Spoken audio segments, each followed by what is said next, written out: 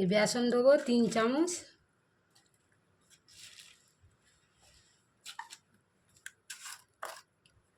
খাবার সোঁটা,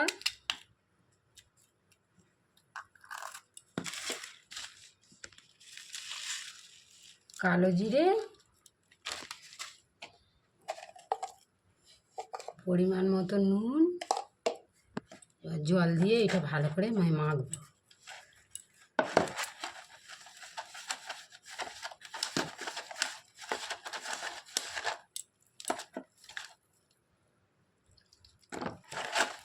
করে বেসনটা ভালো করে ফেটে নেব, অনেকক্ষণ ধরে ফাটতে হবে।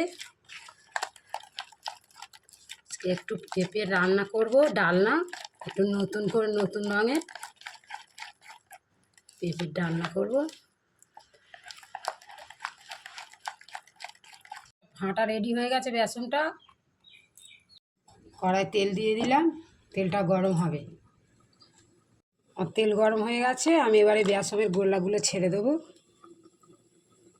ছোট ছোট করে।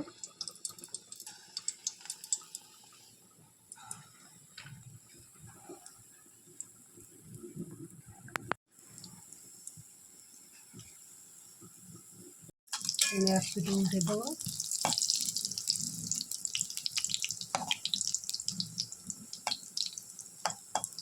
লাল করে এগুলো ভেজে নেব। এটা লাল করে ভাজা হয়ে গেছে, এবার আমি এটা তুলে নেব।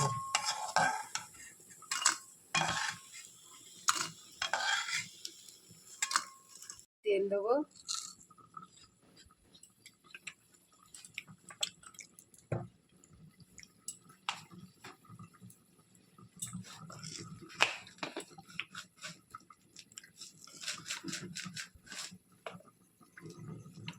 তেল দিলাম, তেল গরম হয়ে গেছে, জিরে ফোড়ন দিচ্ছি,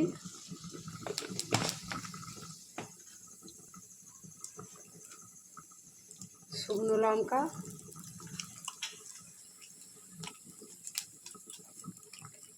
তেজপাতা, গরম মশলা,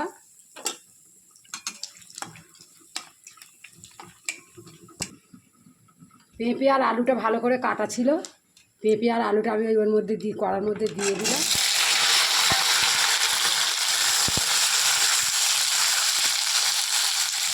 পেঁপের আজকে নতুনভাবে ডালনা বানাবো, পেঁপের ডালনা বেসনের বড়ি দিয়ে। লাল করে ভাজা হয়ে গেছে পেঁপে আর আলু। নুন দেবো, নুন দিলাম,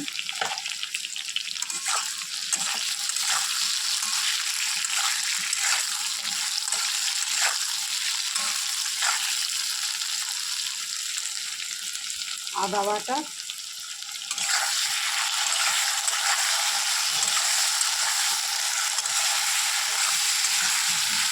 জিরে বাটা,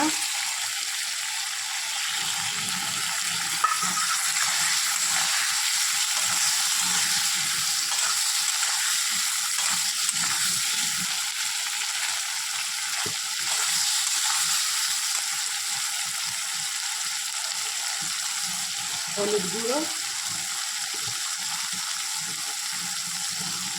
লঙ্কা গুঁড়ো,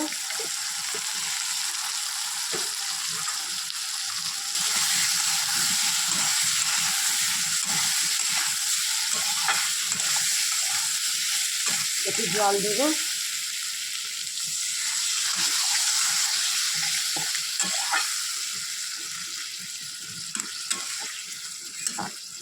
একটু ঢাকা দেবো 5 মিনিট মতো।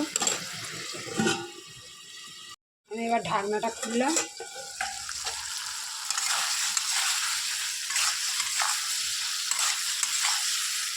দিলাম। আমার মশলা কষা হয়ে গেছে, আমি এবারে জল দেবো।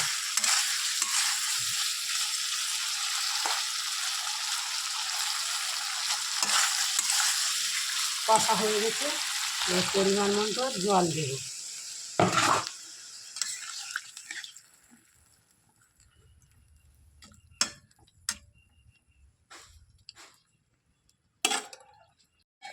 আমি খুললাম,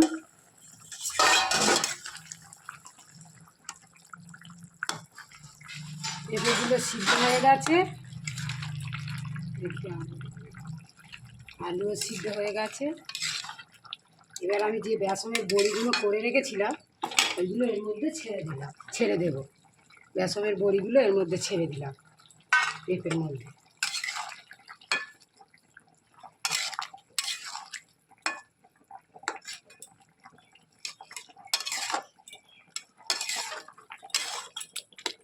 পুরো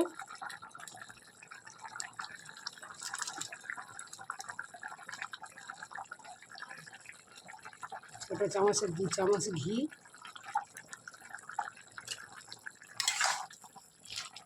আমার পেঁপের ডালনা রেডি। বেসনের বড়ি দিয়ে এবারে আমি নামিয়ে নেব।